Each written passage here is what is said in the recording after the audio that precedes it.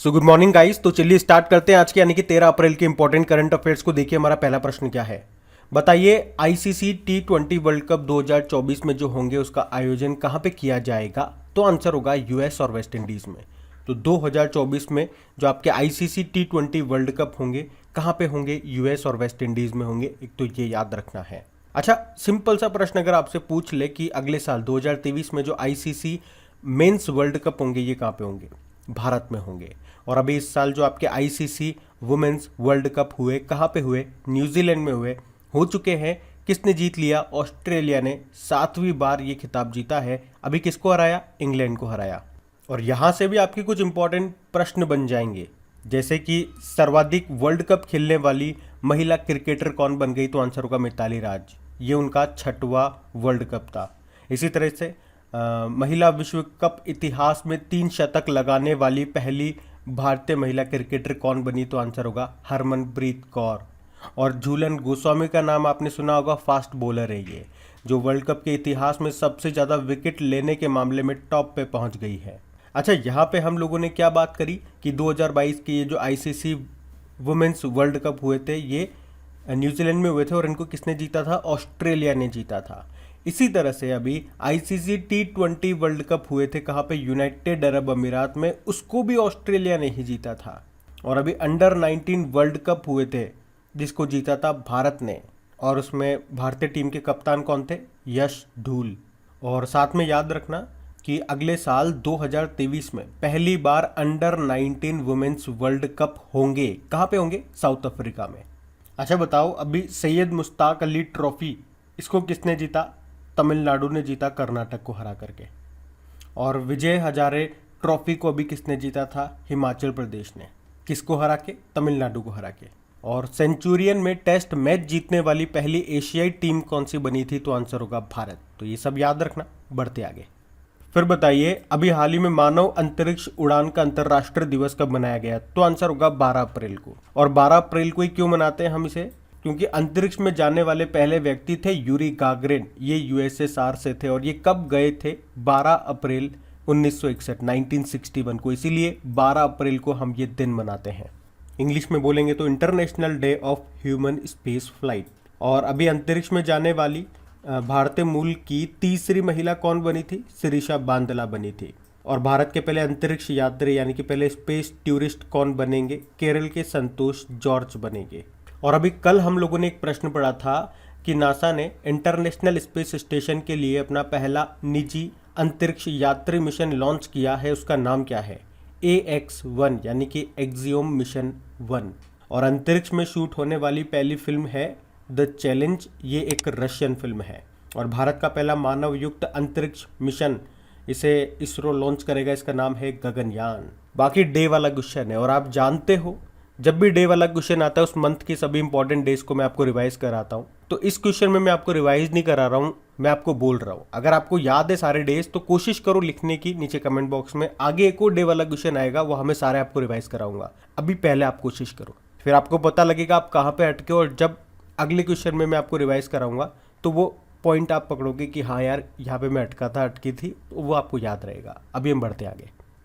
अगला प्रश्न देखिए, बड़ा इंपॉर्टेंट प्रश्न है कि अभी हाल ही में किसे पहले लता दीनानाथ मंगेशकर पुरस्कार से सम्मानित किया जाएगा। तो आंसर होगा नरेंद्र मोदी को। तो प्रधानमंत्री नरेंद्र मोदी, इनको पहले लता दीनानाथ मंगेशकर पुरस्कार से सम्मानित किया जाएगा। ये जो पुरस्कार है अनुभवी गायिका की याद में स्थापित किया गया है, लता मंगेशकर जी की याद में, जिनके अभी फरवरी 2022 को निधन हो गया था। और ये जो पुरस्कार समारोह है ये अभी 24 अप्रैल 2022 को मुंबई में आयोजित किया जाएगा, उसी वक्त उनको ये सम्मान मिलेगा। एक्चुअली में ये जो पुरस्कार है ये हर साल उस व्यक्ति को अब दिया जाएगा जिसने राष्ट्र और उसके लोगों के लिए एक महत्वपूर्ण, शानदार और अनुकरणीय योगदान दिया है। लता मंगेशकर जी को भारत का सर्वोच्च नागरिक सम्मान भारत रत्न कब मिला था, 2001 में। और इनके नाम पे संगीत अकादमी और संग्रहालय ये कहाँ पे बनाया जाएगा, मध्य प्रदेश के इंदौर में। बाकी मेघालय के गवर्नर हैं सत्यपाल मलिक, अभी संत नामदेव राष्ट्रीय पुरस्कार मिला था इनको। उसके अलावा 31वां GD बिरला पुरस्कार किसे मिला, नारायण प्रधान को। और सरस्वती सम्मान 2021 किसे मिला, रामदरस मिश्रा को। ये 31वें नंबर का है। इनके कविता संग्रह मैं तो यहाँ हूँ के लिए। ध्यान रखना ये भी बढ़ते आगे कि 2026 के राष्ट्रमंडल खेल कॉमनवेल्थ गेम्स ये कहाँ पे होंगे, तो आंसर होगा विक्टोरिया में। तो ऑस्ट्रेलिया का विक्टोरिया राज्य ये 2026 के राष्ट्रमंडल खेलों की मेजबानी करेगा, ये आपको याद रखना है। उसके अलावा आप जानते होंगे 2022 के जो ये कॉमनवेल्थ गेम्स है ये कहाँ पे होने हैं, इंग्लैंड के बर्मिंघम में। और 2022 के ये जो कॉमनवेल्थ गेम्स हैं इसमें T20 क्रिकेट को भी शामिल किया जाएगा, लेकिन इस बार केवल महिला क्रिकेट टीम ही हिस्सा लेंगी, ये पॉइंट भी ध्यान रखना। अच्छा, अगर मैं आपसे पूछूं कि 2022 में जो आपके एशियन गेम्स होंगे ये कहाँ पे होंगे, श्रीलंका में। और फिडे चेस ओलंपियाड ये भी 2022 में होगा, और कहाँ पे होगा, पहली बार भारत में होने वाला है ये, और भारत में भी कहाँ पे, चेन्नई में। बाकी फीफा वर्ल्ड कप जो 2022 में होंगे आप जानते ही हो, कतर में होने हैं। और 31वें साउथ ईस्ट एशियन गेम्स ये भी 2022 में होने हैं, कहाँ पे, वियतनाम में। उसके अलावा 83rd national table tennis championship जो 2022 में होगी, कहाँ पे, मेघालय में होगी। उसके अलावा 2022 में जो FIFA under 17 women's world cup ये होंगे भारत में। इसका शुभंकर क्या है, इभा है, जो कि एक एशियाई शेरनी है। बाकी 2022 में आपके 19वें एशियन गेम्स भी होंगे चाइना में, और 2022 में ही आपके एशियन पैरा गेम्स भी होंगे चाइना के हांगझोउ में। और 2023 में आपके जो 39 नंबर के नेशनल गेम्स होंगे वो आपके मेघालय में होंगे, और 38 नंबर के 2022 में होंगे नेशनल गेम्स, कहाँ पे, उत्तराखंड में। उसके अलावा 2025 में आपके एशिया यूथ पैरा गेम्स होंगे, ये होंगे कहाँ पे, उज्बेकिस्तान के ताशकंद में। तो ये सारे इंपॉर्टेंट पॉइंट्स मैंने आपको बताया, इनको ध्यान रखना, बढ़ते आगे। चलिए बताइए, अप्रैल 2022 में वर्ष 2018 के लिए कितने कलाकारों को संगीत नाटक अकादमी फेलोशिप पुरस्कार प्रदान किए गए, तो आंसर होगा 4 को। अब प्रश्न को बिल्कुल ध्यान से सुनना। अभी हमारे जो वाइस प्रेसिडेंट है कौन, एम वेंकैया नायडू जी, उन्होंने 2 पुरस्कार दिए हैं। एक तो ये संगीत नाटक अकादमी पुरस्कार हो गया, और दूसरा है ललित कला अकादमी पुरस्कार। अब यहाँ पे भी ध्यान से सुनना, इसके अंदर भी 2 तरह के पुरस्कार दिए जाते हैं। एक हो गया फेलोशिप पुरस्कार, ये इसका सर्वोच्च सम्मान होता है, और दूसरा कहा जाता है संगीत नाटक पुरस्कार। पहला कौन सा है, संगीत नाटक फेलोशिप पुरस्कार, और दूसरा है संगीत नाटक पुरस्कार। उसी तरह से ललित कला अकादमी पुरस्कारों में भी होता है, एक तो फेलोशिप वाला होता है और एक सिंपल पुरस्कार होता है। तो हमने क्या कहा, संगीत कला अकादमी पुरस्कार इन्होंने बांटे और ललित कला अकादमी पुरस्कार इन्होंने बांटे। इसमें भी 2 तरह से हो गए, संगीत नाटक फेलोशिप पुरस्कार हो गया और एक संगीत नाटक पुरस्कार हो गया। तो जो फेलोशिप वाले हैं ये 4 लोगों को दिए गए, और ये संगीत नाटक पुरस्कार ये 40 लोगों को दिए गए। इसी तरह से ललित कला अकादमी पुरस्कार में भी आप डिवाइड कर दोगे 2 तरह से, ललित कला फेलोशिप पुरस्कार ये 3 लोगों को दिए गए, और ललित कला पुरस्कार ये 20 लोगों को दिए गए। अच्छा, चलिए मुझे बताइए, साहित्य अकादमी जो पुरस्कार होते हैं, पहले तो ये बताओ ये कितनी भाषाओं में दिए जाते हैं, तो 24 भाषाओं में। 22 तो आपके संविधान के 8वें अनुसूची वाली हो गई, उसके अलावा एक अंग्रेजी है और एक राजस्थानी है। इसमें अभी हिंदी का पुरस्कार किसको मिला था, दया प्रकाश सिन्हा को, सम्राट अशोक नाटक के लिए, और अंग्रेजी का मिला था नमिता गोखले को, उनके novel think to live behind के लिए। उसी तरह से अगर प्रश्न पूछा जाएगा कि ज्ञानपीठ पुरस्कार कितनी भाषाओं में दिए जाते हैं, तो 23 भाषाओं में। 22 तो आपके वो 8वीं अनुसूची वाली हो गई, और एक अंग्रेजी में। अब यहाँ पे भी बन जाएगा प्रश्न कि अभी 56वां 56 नंबर का ज्ञानपीठ पुरस्कार किसे मिला, नीलमणि फूकन को, और 57वां किसे मिला 2022 के लिए, दामोदर माउजो को। और एक प्रश्न मैं आपसे पूछ रहा हूँ, 31वां सरस्वती सम्मान ये अभी किसे मिला, बताओ, हम बढ़ते आगे। अब बताइए, अभी हाल ही में कौन यूपीएससी के नए अध्यक्ष बन गए हैं, तो आंसर होगा मनोज सोनी। तो वर्तमान में संघ लोक सेवा आयोग यानी कि यूपीएससी के सदस्य डॉक्टर मनोज सोनी को देश के प्रमुख सरकारी भर्ती एजेंसी का अध्यक्ष बनाया गया है, यानी कि यूपीएससी का अध्यक्ष इनको बनाया गया है। और इन्होंने किनको रिप्लेस किया, किनकी जगह ली, प्रदीप कुमार जोशी की। बाकी सुमंत सिन्हा आप जानते हो एसोचैम के नए अध्यक्ष बने ये। Doctor S Raju geological survey of India के डायरेक्टर जनरल बने थे, और VS Pathania Indian coast guard के 24वें प्रमुख बने थे। अच्छा, मनोज से आपको एक नाम याद करवाया था मैंने, जैसे कि अभी तक आपके आर्मी चीफ कौन थे, मनोज मुकुंद नरवणे, लेकिन हमने कहा था अप्रैल के एंड में रिटायर्ड हो रहे हैं, और नए आर्मी चीफ कौन आ रहे हैं, तो जिस नाम के जा रहे हैं उसी नाम के आ रहे हैं। चलो उनका नाम आप ही बताओ। उनका नाम क्या है, नए आर्मी चीफ का नाम क्या है। हम बढ़ते आगे। चलिए बताइए, अभी हाल ही में राष्ट्रीय सुरक्षित मातृत्व दिवस कब मनाया गया? तो आंसर होगा 11 अप्रैल को, यानी कि नेशनल सेफ मदरहुड डे। तो भारत में गर्भावस्था, प्रसव और प्रसवोत्तर सेवाओं के दौरान महिलाओं की पर्याप्त देखभाल के बारे में जागरूकता बढ़ाने के लिए हर साल 11 अप्रैल को हम ये नेशनल सेफ मदरहुड डे के रूप में मनाते हैं। 11 अप्रैल को ही क्यों? हमारे जो राष्ट्रपिता थे महात्मा गांधी जी, उनकी जो पत्नी थी कस्तूरबा गांधी, उनकी जयंती होती है इस दिन, इसलिए। और मैं आपको बता दूं कि भारत आधिकारिक तौर पर राष्ट्रीय सुरक्षित मातृत्व दिवस घोषित करने वाला दुनिया का पहला देश भी है। और माता से आपको याद आएगा इंटरनेशनल मदर लैंग्वेज डे। ये कब मनाते हैं? 21 फरवरी को। अब मैंने पीछे प्रश्न में आपको बोला था, जितने भी अभी तक अप्रैल में डेज हमने पढ़े हैं, लिखने की कोशिश करो और नोटिस करो कहाँ पे आप अटक रहे हो। तो अब मैं आपको रिवाइज कराऊंगा, जहाँ पे भी आप अटके होंगे ना, तुरंत उस पॉइंट को पकड़ लेना और उसको याद करना, क्योंकि आपको कमी पता लगेगी तभी तो सुधारोगे। जैसे कि 1 अप्रैल को हमने मनाया उत्कल दिवस, 2 अप्रैल को वर्ल्ड ऑटिज्म अवेयरनेस डे मनाया, विश्व ऑटिज्म जागरूकता दिवस। 2 अप्रैल को ही अंतर्राष्ट्रीय बाल पुस्तक दिवस मनाया। 4 अप्रैल को खान जागरूकता और खदान कार्य में सहायता के लिए अंतर्राष्ट्रीय दिवस मनाया। 5 अप्रैल को राष्ट्रीय समुद्री दिवस मनाया, नेशनल मैरीटाइम डे। और 5 अप्रैल को हमने अंतर्राष्ट्रीय अंतरात्मा दिवस मनाया, इंटरनेशनल डे ऑफ कॉन्साइंस। 6 अप्रैल को इंटरनेशनल स्पोर्ट्स डे मनाया। 7 अप्रैल को वर्ल्ड हेल्थ डे मनाया। अभी 10 अप्रैल को वर्ल्ड होम्योपैथी डे मनाया था। तो ये अप्रैल के कुछ इंपॉर्टेंट डेज हैं, वो आपको याद रखने हैं। बढ़ते आगे। चलिए बताइए, अभी किस राज्य की कांगड़ चाय को अभी जल्द ही एक यूरोपीय आयोग के द्वारा जीआई टैग मिलेगा? तो आंसर होगा हिमाचल प्रदेश। तो हिमाचल प्रदेश की कांगड़ा चाय को जल्द ही एक यूरोपीय आयोग से जीआई टैग मिलने वाला है। और ये जीआई टैग इस कांगड़ा चाय को यूरोपियन मार्केट में प्रवेश करने का अवसर प्राप्त करने में मदद करेगा। वैसे आपको बता दूं, इस ये कांगड़ा बोल दो या कांगड़ा चाय को भारत में 2005 में ही जीआई टैग मिल चुका है। जीआई टैग में जीआई मतलब होता है ज्योग्राफिकल इंडिकेशन। यह अधिनियम आया था 1999 में, लागू हुआ था 2003 में। पहला जीआई टैग मिला था 2004 में किसे? दार्जिलिंग टी को, जो कि पश्चिम बंगाल की है। अभी कुछ लेटेस्ट मैं आपको बताऊं करंट अफेयर्स में, तो अभी तमिलनाडु के नरसिंहपेट्टई नागस्वरम को जीआई टैग मिला था, जो कि एक शास्त्रीय पवन संगीत वाद्य यंत्र रहा।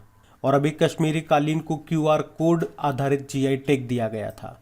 अभी हिमाचल प्रदेश की बात कर लें तो इसकी चंबा चप्पल और लाहौल के बने हुए मौजे और दस्तानों को जीआई टैग मिला था।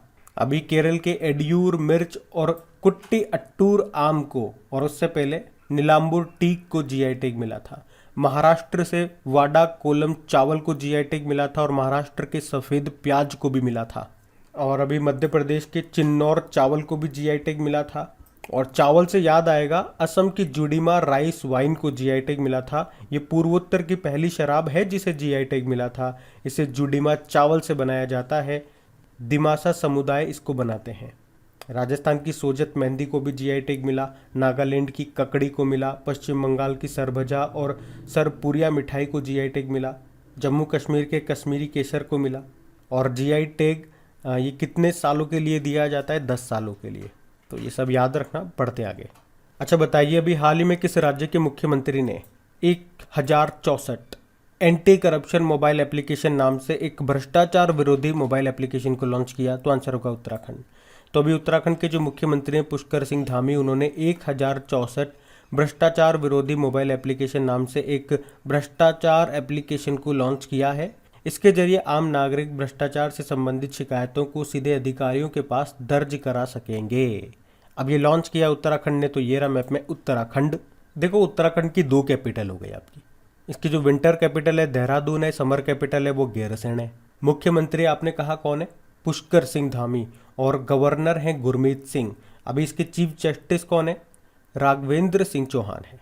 अभी उत्तराखंड सरकार ने हिम प्रहरी योजना भी शुरू की थी। अच्छा, उत्तराखंड विधानसभा की पहली महिला स्पीकर कौन बनी है? ऋतु खंडूरी भूषण बनी है। अभी यहीं पे ही अंतर्राष्ट्रीय मधुमक्खी महोत्सव मनाया गया था। और अभी उत्तराखंड के ब्रांड एम्बेसडर कौन बने? तो आंसर होगा ऋषभ पंत। और भारत का पहला वन चिकित्सा केंद्र ये किस राज्य में खोला गया? तो आंसर होगा उत्तराखंड में। उसके अलावा देश का पहला एरोमेटिक गार्डन, इसका उद्घाटन कहाँ पे किया गया? उत्तराखंड के हल्द्वानी में। और उत्तर भारत के सबसे बड़े पामेटम का उद्घाटन कहाँ पे किया गया? उत्तराखंड के हल्द्वानी में ही। पामेटम जिस स्थान पे पाम के पेड़ उगाए जाते हैं। उसके अलावा याद रखना, भारत का सबसे अधिक ऊंचाई वाला हर्बल गार्डन का उद्घाटन ये भी उत्तराखंड में किया गया। और उत्तर भारत का पहला आर्किड संरक्षण केंद्र कहाँ पे खोला गया? उत्तराखंड की चमोली जिले में। और भूकंप अलर्ट एप्लीकेशन को लॉन्च करने वाला पहला राज्य भी यही है। अभी उत्तराखंड में ही बेरोजगार युवाओं के लिए होप पोर्टल लॉन्च किया गया था। उत्तराखंड की पुलिस ने मिशन हौसला शुरू किया। घरों की पहचान चेलिका नाम योजना शुरू की। मुख्यमंत्री महालक्ष्मी योजना शुरू की।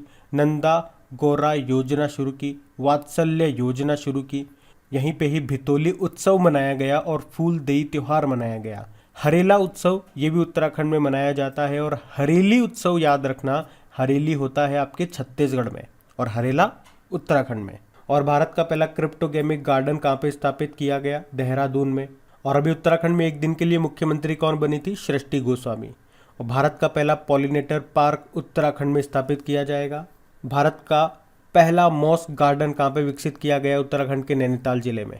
और भारत का पहला लाइकेन पार्क कहाँ पे बना? उत्तराखंड के पिथौरागढ़ के मुनस्यारी में। राजाजी टाइगर रिजर्व आपको यहाँ पे मिलेगा। जिम कॉर्बेट टाइगर रिजर्व आपको यहाँ पे मिलेगा। और टिहरी डैम भी आपको यहीं पे मिलेगा, भागीरथी नदी पर है। तो सब याद रखना पॉइंट्स, बढ़ते आगे। अच्छा बताइए, अभी किस बैंक के एप्लीकेशन ने outstanding digital CX SME payments के लिए डिजिटल CX अवार्ड 2022 को जीता? तो आंसर होगा इंडसइंड बैंक।